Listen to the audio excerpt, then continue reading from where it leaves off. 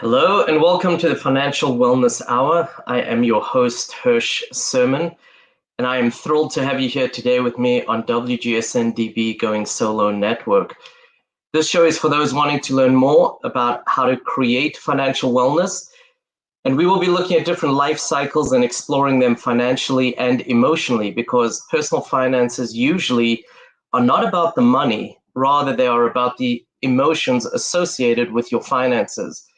Our goal is to look at how to prepare for these life cycles, how to thrive on the other side. And although we might have a specific theme or topic for each show, I can assure you the financial strategies we talk about are applicable to many other situations you may be facing as well. Although we are going to be fairly general in our discussions, we would love to hear from you to make it more relevant and more personal. So please do call in, or you can reach me through my website, lifecycle.financial. That's lifecycle.financial. Going solo can mean different things to different people. Divorce, death of a loved one, perpetual bachelorhood, and I'm sure there's many other ways that you can look at it as well. We plan on covering all of these and more, just not on today's show, so continue to listen to future shows as we will be covering these topics. And please do share your thoughts on future topics you would like to learn more about. Today, we are going to focus on financial scams and jams. These scams and jams have been around for a long time. These are not new. But as times and circumstances change, they do become more focused and more specific, and people have been devastated financially from some of these scams that we've seen. We are navigating unprecedented times, as everybody knows, and we are cut off in so many ways that has made us even more susceptible to being scammed or maybe falling into a financial jam. So how do we identify them? How do we make sure we do not fall for them? We listen to the next 40 minutes to the Financial Wellness Hour, and that's exactly why we are so lucky to have Jackie Melinger from My Personal Bookkeeper on the show today. Jackie, welcome. I'm so happy to have you here. Thank you. Thank you, Hirsch. Good morning, and thanks for having me. I am really excited to be here to talk about financial wellness and especially scams and jams. Great. You are looking at people's finances in a very different way to how most people do when they work with people, whether it's usually managing their money for investments, whether it's doing their taxes, helping them build a budget. You look at it in a very different way. Can you share a little bit more about what a daily money manager does? Sure. We look at the whole package. We're not just specializing in one area. We're looking at actually getting them referred to people who can specialize and help them, but we can help them at home with their personal financial needs. So at My Personal Bookkeeper, we call our daily money managers client advocates, because when they work with clients, they truly advocate for them in many ways. We can help people pay their bills, organize their mail, their paperwork, their files, and we help keep track of their tax documents. So when they turn it in to the accountant, it goes in a very organized manner. We can also help clients review all of those insurance explanations of benefits, or EOBs as we call them, and match them up against the many bills that they receive from medical providers to make sure that things are getting paid correctly. These are just examples. We always help our clients save money by reviewing their statements and negotiating with vendors. We can work in a client's home. We can work remotely. For clients who might have some cognitive decline as they're getting older, we're there to support them. We're providing a cognitive exercise by sitting next to them while they are actually looking at their bills and writing their checks, and we're just making sure that they're doing it right. And it really helps them. It helps them to keep their independence. And at the same time, we're watching over to make sure that they're paying their bills on time and watching over their finances for them. I think it's so important. I'm going to give you a personal story right now that literally has happened to me in the last about 5 days. I received a bill. You were talking about those explanation of benefits, or EOBs, and matching them up and making sure, being their advocate.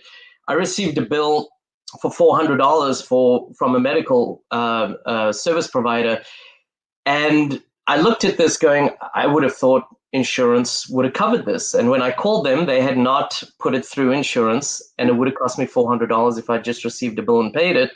When I called back, as I said, 4 or 5 days ago, they said, oh, the insurance covered everything. And so this kind of a service really can save tremendous money, especially if people are not understanding what they're looking at, which the medical bills sometimes can be very confusing. So I think that's an enormous benefit that people can get from working with a daily money manager. So Yeah. I think that's great. There's always been a risk for scams. As I mentioned earlier, these are not new, especially in our senior population. What types of scams do you usually see out there? Well, we can all fall victim to scams, but many of the people putting on these scams are preying on the elderly because they can fall for tricks a bit more easily than a younger person for several reasons, which I'll explain later. But here are some examples of some scams that we typically see. A common one is getting a call from the IRS, and they say, you know, you're delinquent in your tax payments, and if this is not remedied, we're putting out a warrant for your arrest. It's a pretty scary call to get, and they leave you a voicemail. And you know, I've received those messages. I know my uncle has, and has become scared by it. Lots of people. So people should know that the IRS does not contact you by phone, and they would never initiate a payment over the phone with you. You will always receive a notification of an error in your tax return or a missing payment through the regular mail. And you should always share those notifications with your accountant or your trusted financial advisor first and have them check into it for you before you just go ahead and pay something.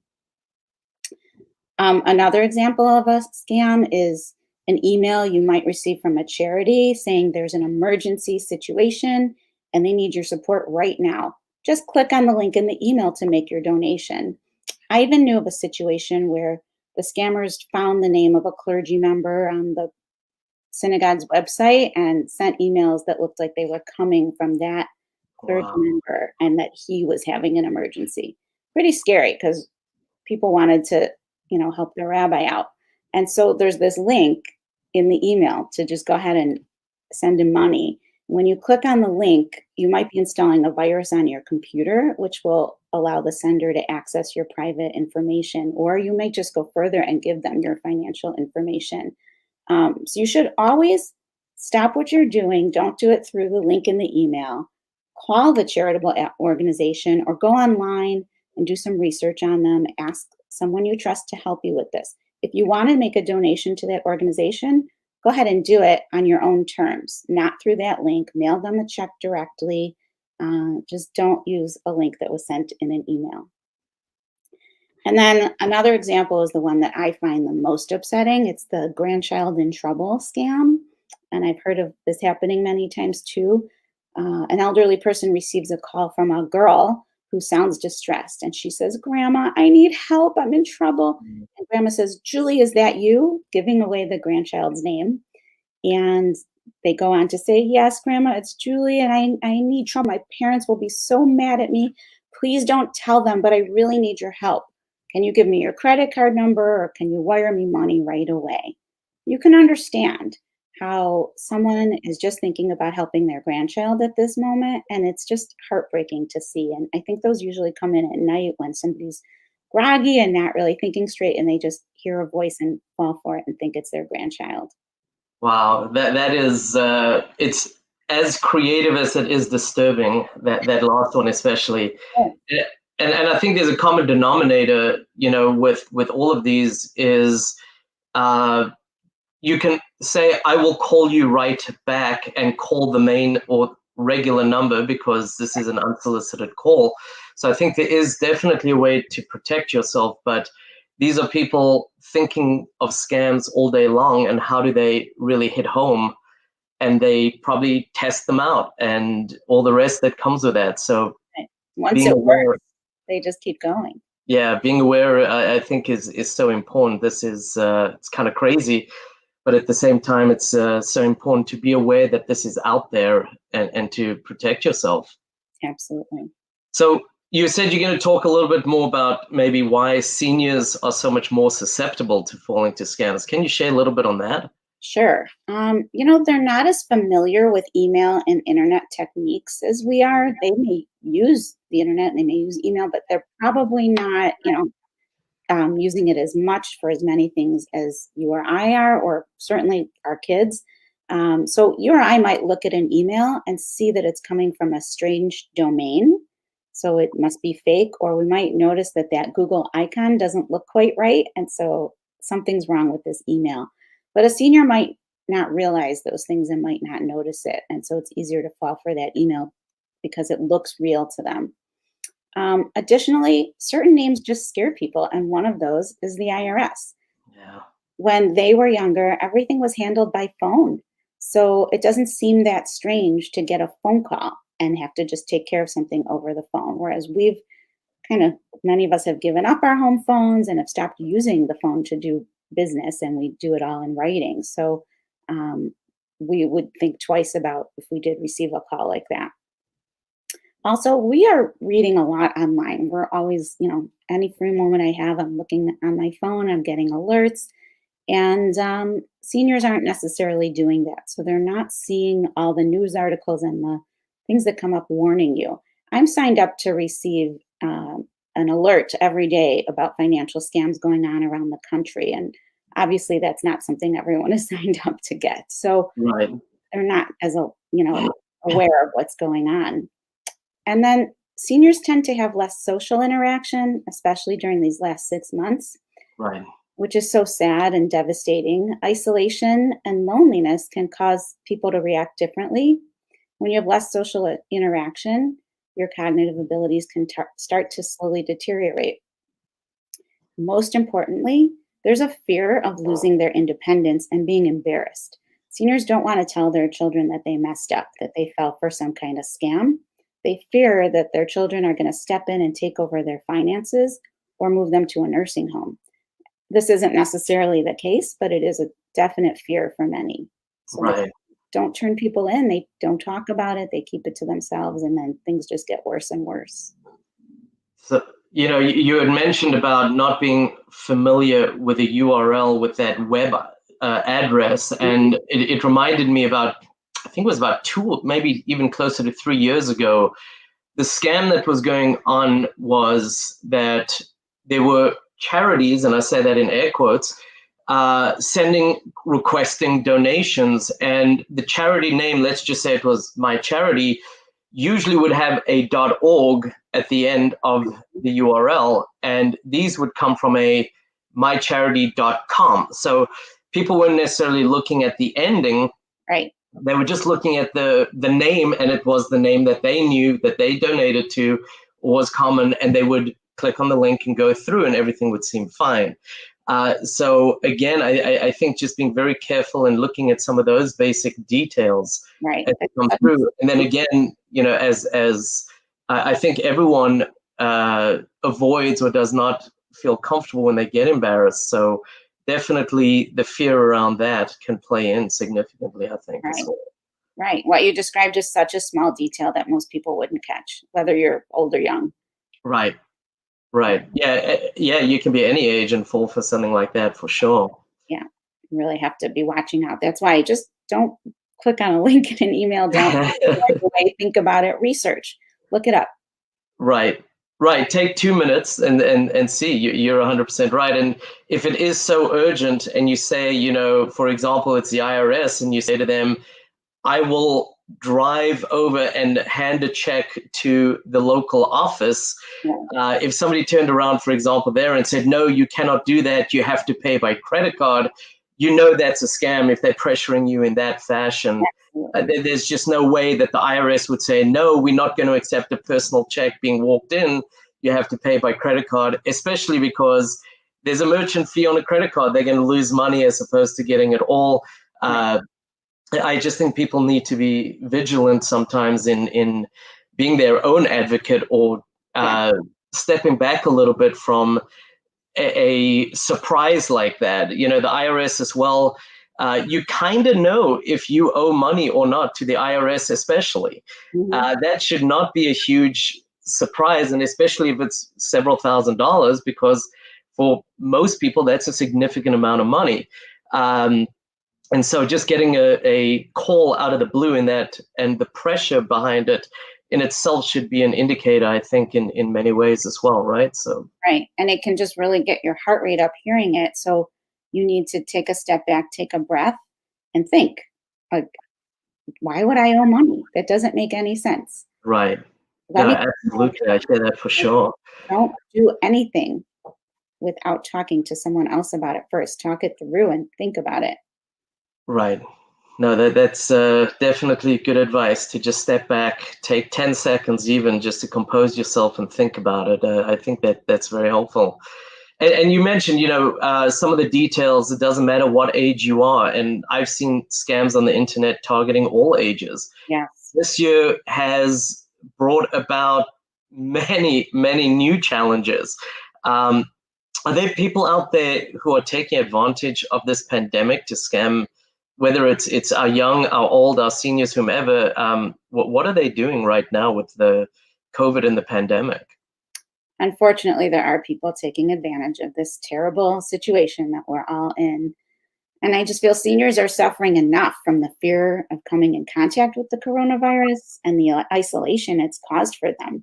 So now to have to fear additional scams that they have to watch out for, it's terrible. It's not right. But these scammers are either calling or emailing, and they're offering good deals on masks and other personal protective equipment. And again, it's, give me your credit card right now and I'll send it to you. Right. Also offering vitamins that will help prevent COVID-19, which there's been no proof of anything like that. Test kits at home, or even offering an at-home vaccine that we can send to you. Just give me your credit card and you'll be the first to be vaccinated.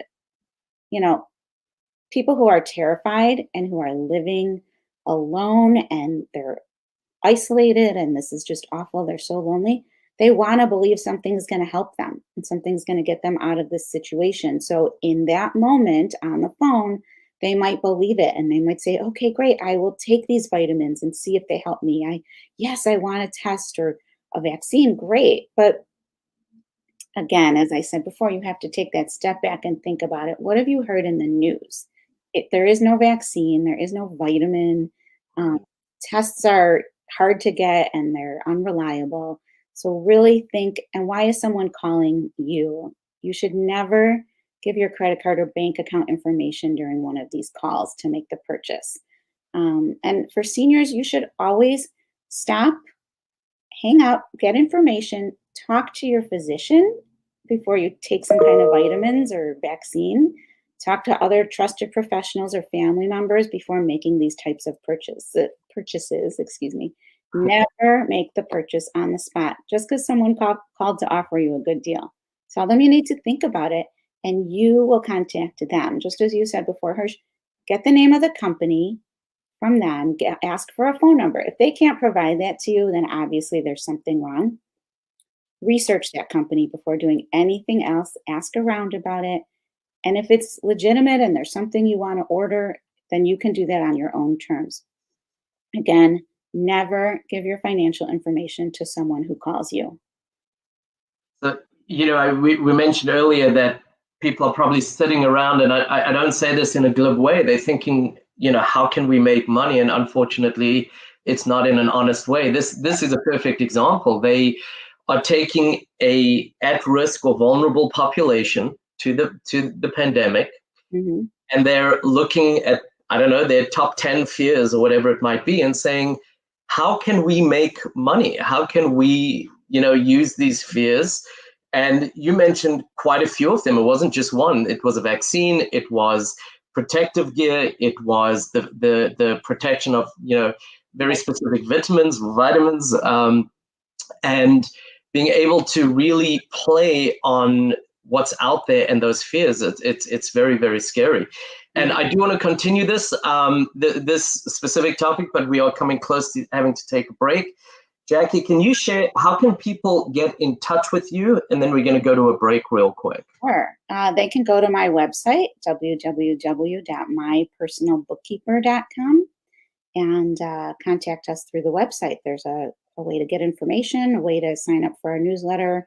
Our phone number is there. Again, it's www www.mypersonalbookkeeper.com, and bookkeeper has 2 O's, 2 K's, and 2 E's, if that helps. We are going to take a break. We will be right back. Hi, welcome back. We are on WGSN-DB Going Solo Network, and this is the Financial Wellness Hour. I am here with Jackie Melinger from My Personal Bookkeeper, and we are talking about financial scams and jams. And we have covered mostly quite a few different scams that are going on, some just in general, some very specific to the pandemic, and seeing just how creative people are getting related to these scams, and how much more vigilant than ever before we ourselves need to be in stepping back, thinking through, does this really make sense, and not clenching onto the fear that comes sometimes that they are really playing into, especially in today's world and uncertainty. We were just talking about how they are, for example, with the pandemic, targeting seniors, where they have such a vulnerable population with lots of fears, listing out those fears and attacking every single one of them with a scam to make money, which is so unfortunate. And hopefully people are hearing this and are going to be able to step back. I think the key takeaway was that I took anyway, was being able to do the purchase if you decide you want to do a purchase on your own terms, and take a little bit of time, and it doesn't have to be much, to get a little bit more educated. Somebody calls you out of the blue, you've never heard of it. Hey, do you have a website? Can I look at that a little bit more? Looking at the news and understanding there is no vaccine out there, or there aren't no vitamins out there right now that have been highlighted to the public that says this works, go out and take these vitamins or get this vaccine. And so when they are pushing something like that, just to kind of put your knowledge and understand there is a fear of getting it, and just taking a little bit of time matching those together to understand. So just kind of a recap of the first half of the show real quick. So I think a popular term is the sandwich generation, and this applies to people who are raising a family right now, but also have elderly parents that may be needing help, or they involved in their help in various ways. Sometimes kids are not in the same city, so it might just be a phone call to see how mom or dad are doing, but other times they are very involved in the taking of their care. What do you have any suggestions, thoughts, or advice? What can you share with the sandwich generation? How can they protect their parents right now? Well, it's tough, especially since it's so hard to see them right now, but we're all really busy. And even though you're busy, you need to check in regularly and look for signs of depression or cognitive decline. Those are difficult to hear on the phone.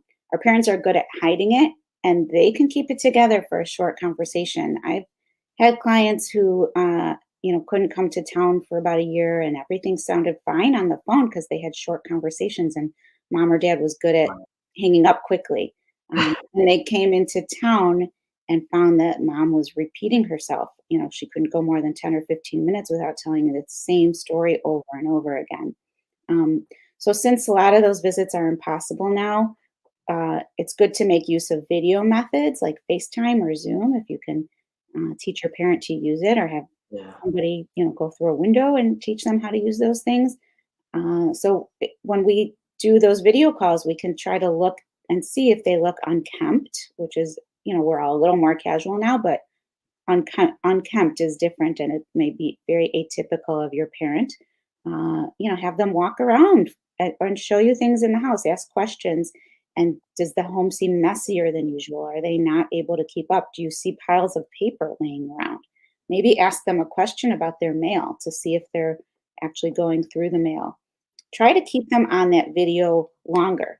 Don't let them hang up after 5 or 10 minutes. Find ways to keep those conversations going. The lack of socialization that older adults are experiencing, it's just not healthy. So let's try and keep them active in some way. Involve other family members in the call so there can be more conversation. Watch a show together while on video. Just say, hey, mom, let's watch this together and talk about it while we watch. or have your kids come on and do a performance or something for them, but keep them on for longer. You'll see more about it, about what's going on, and pay attention to what they're saying. Are they repeating themselves? Are they having trouble remembering what you told them? Don't correct them. Just listen. This isn't a time to say, Mom, something's wrong. Or, Mom, you told me that already. You should just listen and make sure they feel that they can talk to you and tell you if something has happened or if something doesn't feel right.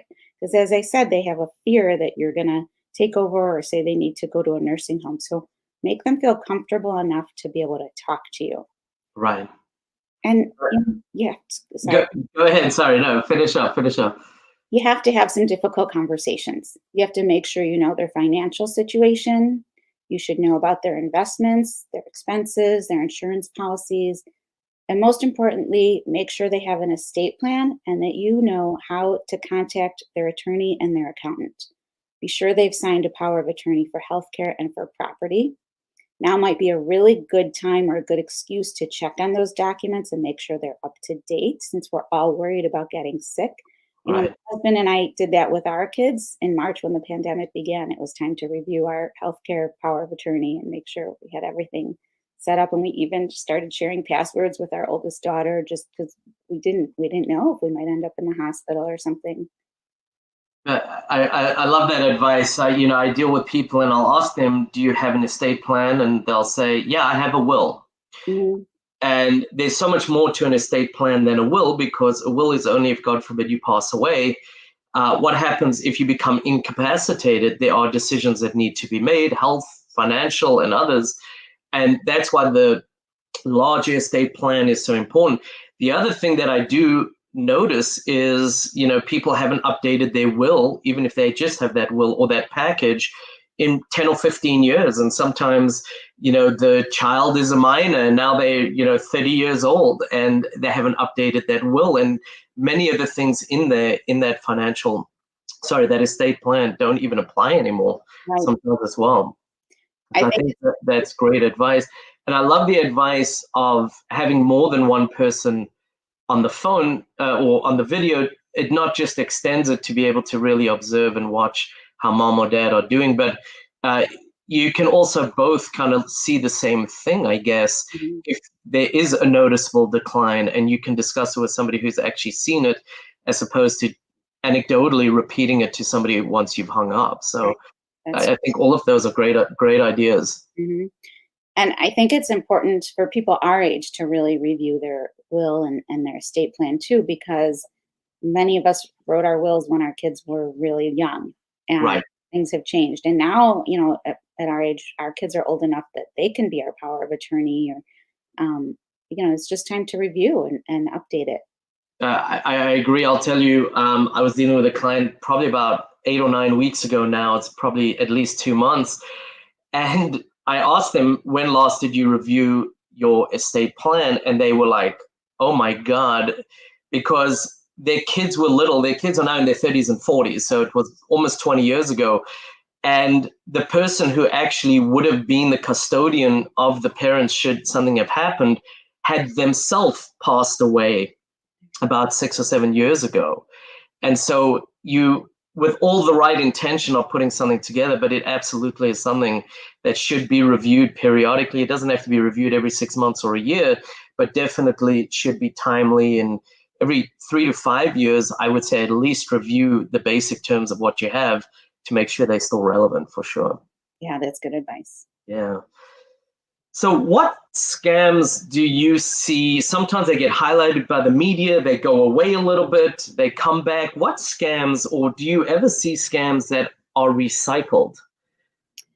Sure. As I said, financial scams are so successful and so Yeah, prevalent because they often go unreported, and seniors seem to be an easy target. So, when the word gets out, as you said, they seem to go away for a little while. People hear about it and beware.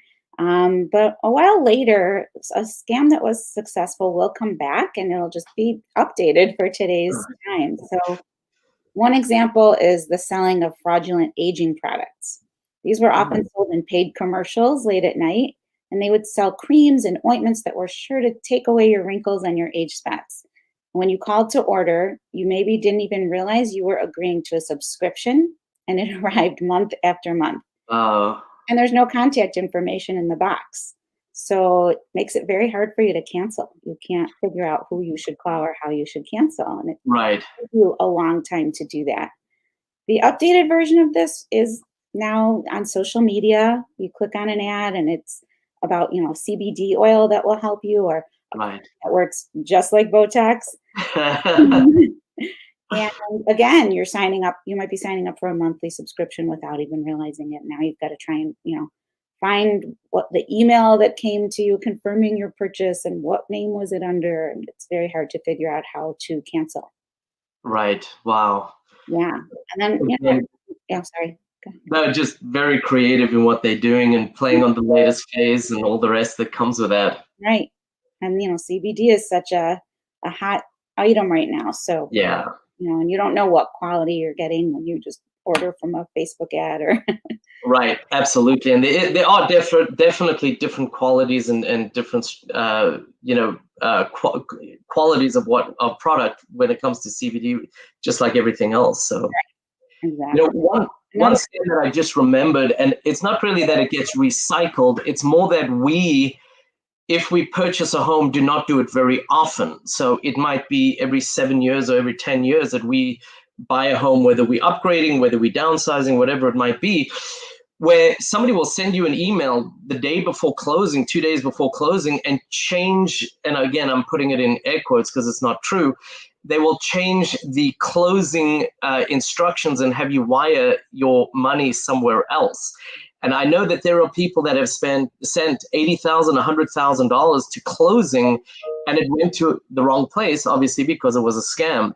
And so that's another thing where people need to be very, very careful. If something like that is not coming from your mortgage broker or your bank that you are taking the mortgage out with, you would want to be very careful. Again, step back. It might be legitimate. It probably not. Let me give a call and just protect yourself a little bit there as well. Right. It's the same old. Take a step back. Think about it. Does this seem right to you? Right. Absolutely. Yes. I'm going to change topics a little bit. We haven't really covered, and we are three-quarters way through the show already. I'm going to change the topic a little bit to the jam side of our show and working with younger families. It's challenging enough to raise a family without a global pandemic and such an unknown outlook right now. So many families have found themselves having difficulty with financial security right now. Do you have any suggestions for how someone raising a family can plan for their financial success? Sure. Whether it's now or anytime, you should always be thinking about saving for your future. And this is a particularly challenging time. We all want to save for college and for our futures, and still making sure to have an emergency fund. One thing I always recommend is having a qualified financial advisor to help you create goals and methods to reach those goals. People in this age group of the sandwich generation, they're really busy. They're taking care of their kids, they're taking care of their parents, they're working hard, and they usually have a lot of other commitments too, volunteering and doing things at the kids' schools and so on. So it's really difficult when you're that busy to keep an eye on your investments or to understand them well enough to achieve success. So it's really important, and it's worth having a relationship with a professional who can guide you on this. Right. Another thing that's really important is putting money into some savings, and something like a 401k, if your employer offers it, is a great way to save for retirement. And you're leaving money on the table if you're not taking advantage of the full employer match. So Absolutely. it's really important to try to do that, even though money is tight. You'll be glad you did it. Something that sounds so simple and obvious is to pay your bills on time. It's so important. And that just seems like really you need to point that out. But when you're swamped, it's easy to forget or to let the mail pile up. You're so busy taking care of everyone else that you're going to come back to that. And before you know it, you're hit with late fees and interest charges, and you're starting to ruin your credit score. So really important to be keeping up on that stuff. And if you're not checking your credit card statement every month, there's a good chance you're paying creeper costs like what, those subscriptions that won't go away. Or you signed up for Right. 3 months and then you forgot to cancel it at the end, and now you're paying for it month after month. So that's really important. I mentioned an emergency fund, hard to do, but you should really try to be putting money away for it, to have an emergency fund that will last you at least 6 months in case you lose your job, you're furloughed, you have a medical emergency. It's hard, but this is where budgeting and keeping track of your expenses comes in really handy, and it's so important. And then finally, it's really important to start a college fund for your kids when they're, as young as you can do it. If you can do it right away when they're born, it's great. And put some money in each month. Even during these hard times, if you have to decrease the amount that you're putting in, still put something in, because it adds up and it grows over the years. And Right. it's another instance where your professional advisor can help you choose the right vehicle and make projections to let you know what you should contribute. But from someone getting ready to send their third child to college next year, I can tell you, you will be really glad that it is. I can imagine. Firstly, Laura Bloom, thank you for that comment. I appreciate this has actually been fantastic information. So thank you, Jackie. I appreciate that. And really quickly, that comment about paying your bills on time is enormous. And I will say that people don't understand their credit in general. Thank you, Richard. Again, another great information comment there. But I would say that, and this is not mine, this is actually the credit bureau's, roughly a third of your credit score is actually based on your timeliness of payment. There are 5 main factors, but a third of your entire credit score is based on that one factor. So very, very important to keep in mind. Somebody just asked us on the show there, how do you find a financial advisor? There's a couple different ways, Rami, I hope I'm pronouncing that correctly. One is you can actually reach out to me. I can guide you on that as well. You can reach me through my through my website, again, lifecycle.financial. There is a blog on there on how to pick an attorney. A lot of what is applicable in that will apply as well in interviewing a financial advisor. You do want to know that they're aligned with you, that they understand, and they are understanding your needs, and not kind of slotting you into, I'm 50 years old and I have 2 kids or 3 kids. And all of a sudden they say, oh, I know exactly what you need. They need to understand you as you, not as a demographic as well. So again, please do reach out through my website and I can guide you more. Unfortunately, we only have about 4 minutes left, and I do want to learn more about My Personal Bookkeeper, and also how the company My Personal Bookkeeper helps others.